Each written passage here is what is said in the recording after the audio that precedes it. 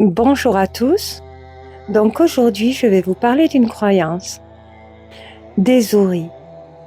Qu'est-ce qu'un enfant de Zori et que devient un enfant Zori adulte?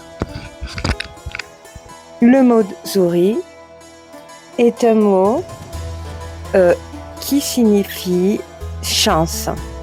Il vient de Zar. Zar veut dire chance en arabe. Les Zoris sont des êtres chanceux pour les autres. Ils ont des pouvoirs bien spécifiques. Ce sont des humains qui sont recherchés par des sorciers afin de retrouver des trésors enterrés par des gens pendant les guerres. Pendant la guerre, les personnes enterraient leurs trésors pour ne pas qu'on leur reprenne. Et les djinns demandaient à sacrifier aux sorciers, de sacrifier les enfants Zori avec leur sang pour retrouver ces trésors cachés. Et c'est pour cela qu'ils se situaient à des caractéristiques bien précises et physiques chez ces enfants-là. Donc, bien souvent, ils avaient une tache dans l'œil. Il y a les albinos, il y a les rouquins africains. Alors, en Occident, ces enfants-là, on les appelle les enfants indigos. Dans le pays du Maghreb, on les appelle les Zoris. Mais il y avait des enfants qui n'avaient pas du tout de caractéristiques physiques et qui sont des enfants Zoris et qui ont survécu justement à tous ces rituels sataniques parce que les signes et caractéristiques physiques peuvent se retrouver dans les mains. En chiromancie, on explique qu'un enfant Zori peut avoir la ligne de tête et ligne de cœur réunies, ou peut avoir la ligne de cœur qui est reliée à la ligne simienne et qui est reliée à la ligne de vie et de tête. La ligne de cœur relie toutes les lignes, c'est un signe. Alors, bien souvent, malheureusement, il y a eu beaucoup de sacrifices d'enfants à l'époque pour rechercher des trésors cachés dus à la guerre.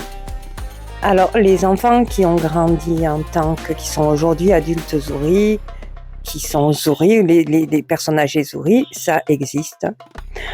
Il y en a. Alors, quand ils sont enfants, ils font des cauchemars. En fait, ils voient le monde invisible. Mais ils ne vont pas préciser. Parce qu'en fait, ils ne peuvent pas parler de ce qu'ils voient. Et c'est souvent des ombres noires. Alors, l'ombre noire qui vient les visiter dans leur chambre pendant leur sommeil, ils les voient. Donc, ils vont s'approcher d'eux à côté de leur oreille, comme s'ils allaient respirer leur cou. Et ils ressentent un frisson intense. En fait, ils leur font passer un message de la vie. Un message du monde invisible. Et ces enfants-là ne peuvent pas exprimer ce qu'ils voient. Pour eux, c'est un cauchemar, ils en ont peur. Sauf que c'est des messages qui sont très importants pour eux. Et leur développement, ce sont des djinns, des personnes invisibles qui les protègent. Alors, par exemple, les enfants Zori sont des enfants qui vont se développer dans la souffrance parce qu'ils sont différents. Et quand ils sont harcelés, par exemple, au niveau scolaire, et qui souffrent du harcèlement, leur champ de vision est large. Ils ont l'ombre, ils voient leur ombre avec leur sensibilité frissonnée. Et cette ombre est leur djinn qui les protège et qui vient les voir la nuit. Ils savent qu'ils ne sont pas seuls. Quand ils se développent, ils se rendent compte que tout le mal qu'on leur a fait retombe directement sur les gens et que quand ils pensent du mal des gens et qu'ils les côtoient plus, il leur arrive quelque chose à ces personnes-là. Quand ils souffrent à cause des autres, qui sont en souffrance, ils vont juste penser quelque chose de mal et ça va retomber sur l'autre personne.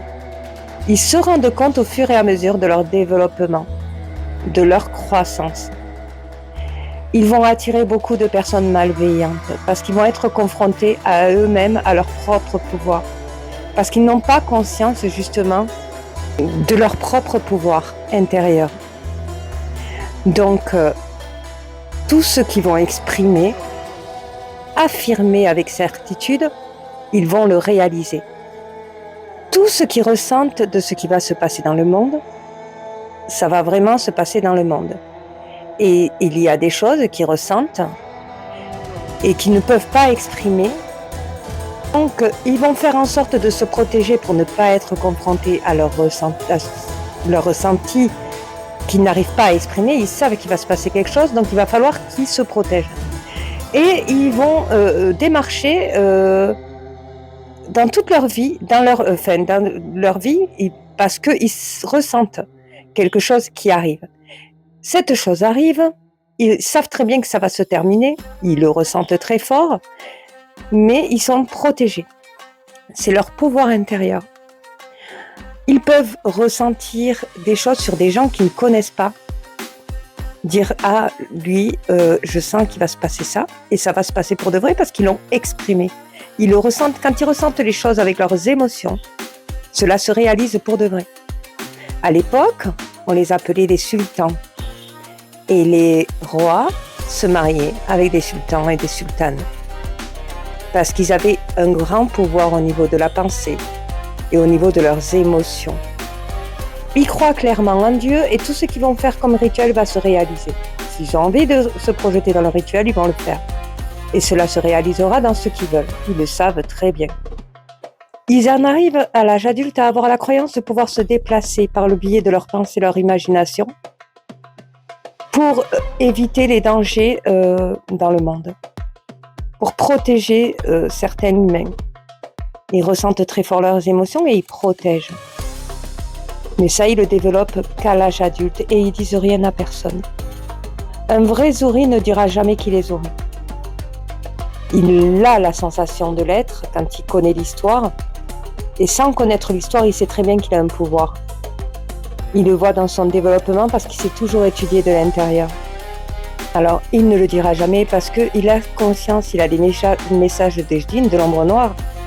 Il faut savoir que les rêves de l'ombre noire vont durer de leur naissance jusqu'à l'âge adolescent, parce qu'ils en souffrent, parce qu'ils ressentent une peur quand ils viennent les voir. Et cette peur, c'est la tristesse de toutes les violences qu'ils ressentent dans la journée, que le djinn absorbait le soir. Et puis, il lui lançait des messages, justement pour le rassurer, le protéger.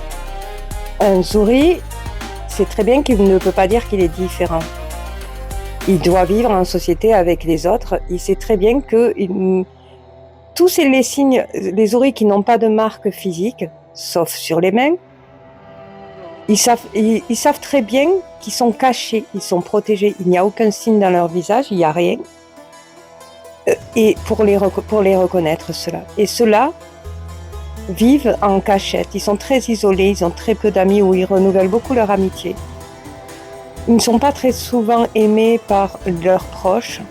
Au contraire, ils sont refusés pour ce qu'ils sont et ils le ressentent très fortement.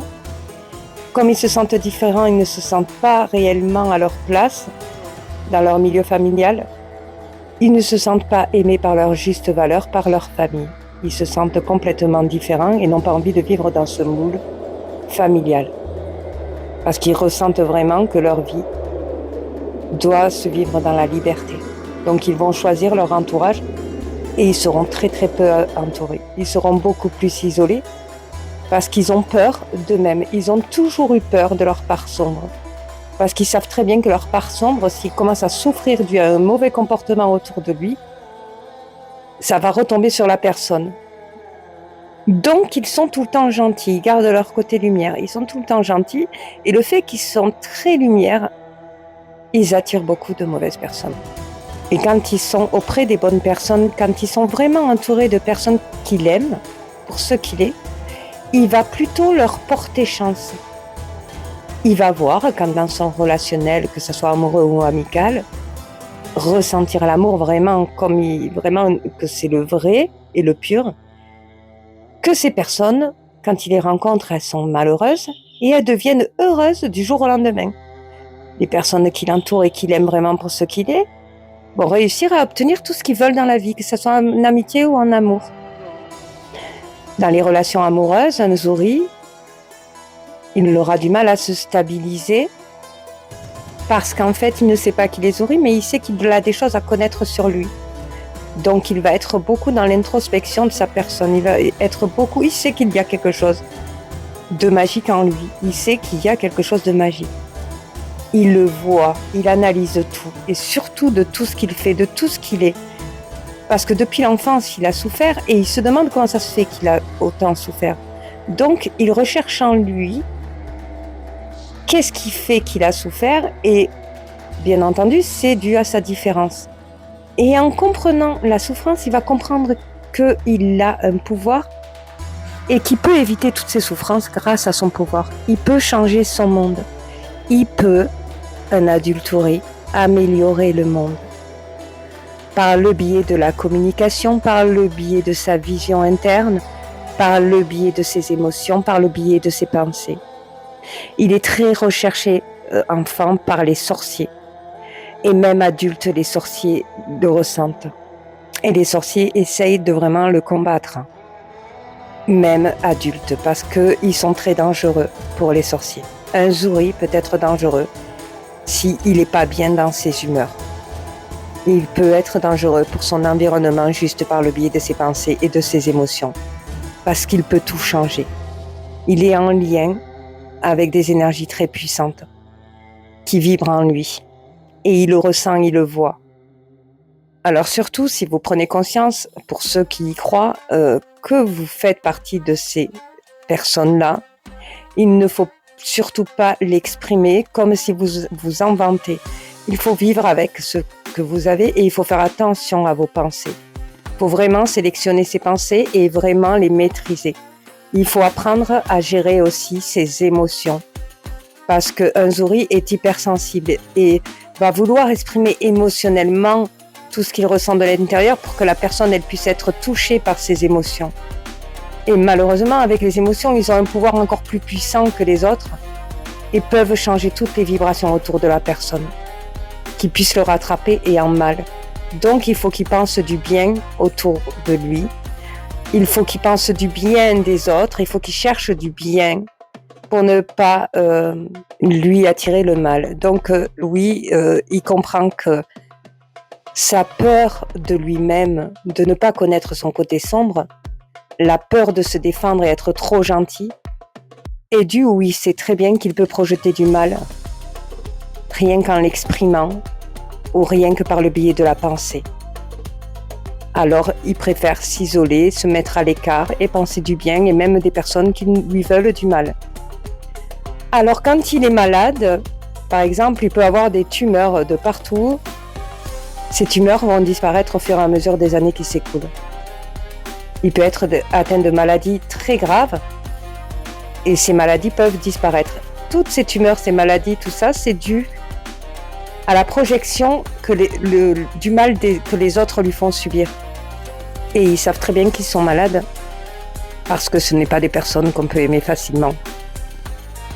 Et pourquoi ? Parce qu'en fait, ils ont du mal à se connaître par cœur. Donc, ils apprennent leur côté sombre et leur côté lumière au fur et à mesure de leur croissance et de leur développement personnel. Et à partir du moment où ils arrivent à se connaître par cœur, ils arrivent à stabiliser leurs émotions, ils arrivent à les gérer, ils arrivent à sélectionner des personnes avec qui ils peuvent échanger et d'autres non, sans se faire salir. Parce que dès qu'on essaie de projeter du mal en eux, ça va leur faire transparaître quelque chose en leur être intérieur qui peut faire transparaître une maladie et justement qui va se projeter en l'autre. Donc ils ne veulent même pas du mal à leur pire ennemi. Au contraire, ils veulent qu'ils réussissent ou qu'ils comprennent des leçons de la vie et ils veulent que le bien autour d'eux parce qu'ils n'ont pas envie de faire du mal, parce qu'ils savent très bien qu'est-ce qu'ils peuvent faire. Ils l'ont vu tout au long de leur vie, comme s'il y avait quelqu'un avec lui qui l'accompagnait et qui projetait le mal qu'on lui a fait subir. Alors c'est quelqu'un, un Zuri, qui avance dans la vie de manière isolée et très peu entouré. Il va sélectionner justement les personnes avec qui il va échanger. Il a un grand besoin de communication parce que c'est la seule énergie qu'il peut émettre, mais dans la communication bienveillante. Il a un besoin de validation par rapport à ce qu'il fait, familial, qu'il n'aura jamais. Donc, il va être séparé de sa famille parce qu'il va faire le choix d'apprendre à se valider par lui-même, parce que c'est ce que toutes les énergies essayent de lui faire comprendre. N'attends aucune validation de personne. Aime-toi et valide tout ce que tu fais. Confirme que tu es quelqu'un qui peut très bien s'en sortir. Confirme que tu es quelqu'un qui peut très bien être aimé. Et responsabilise-toi, toi-même, de tes erreurs. C'est un humain qui fait des erreurs et qui fait aussi du bonheur, qui pense du mal aussi, comme tous les humains, quand il se sent en souffrance. Mais il faut savoir que sa souffrance est due à sa différence, est due au fait qu'il ne connaît pas son pouvoir intérieur. Et à partir du moment où il le connaît, il arrive à tout gérer. Donc, quand il ressent une souffrance qui commence à le transparaître, il va dans ses pensées pour essayer de changer, justement, transmuter cette douleur en bien-être intérieur. Et c'est comme ça qu'il voit que son monde change, son entourage et tout ça, et qu'il arrive à attirer ce qu'il veut, de bien pour lui.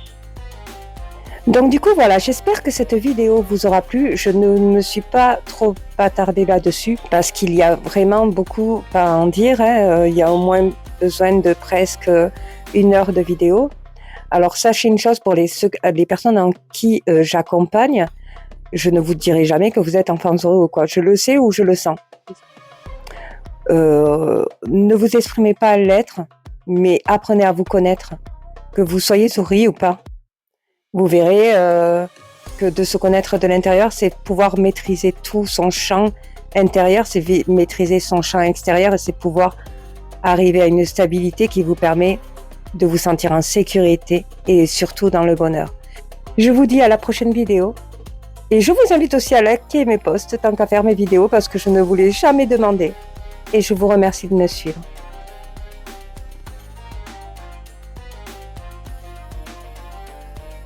Ancien et de ce livre de sorcellerie.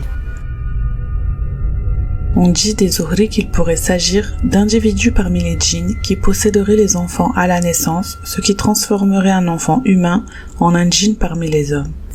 Ces enfants-là seraient très chanceux et amèneraient la chance avec eux où qu'ils aillent. Leurs pouvoirs paranormaux les protégeraient selon certains avis des peuples ayant cette croyance. D'autres disent au contraire que ce sont les djinns qui leur donnent cette impression de protection. Autre pouvoir qu'auraient les Zuhri est celui de savoir où se trouvent les trésors enfouis sous terre protégés par les djinns, et de pouvoir y accéder sans crainte. En d'autres termes, ils serviraient d'intermédiaire entre notre monde et celui des djinns.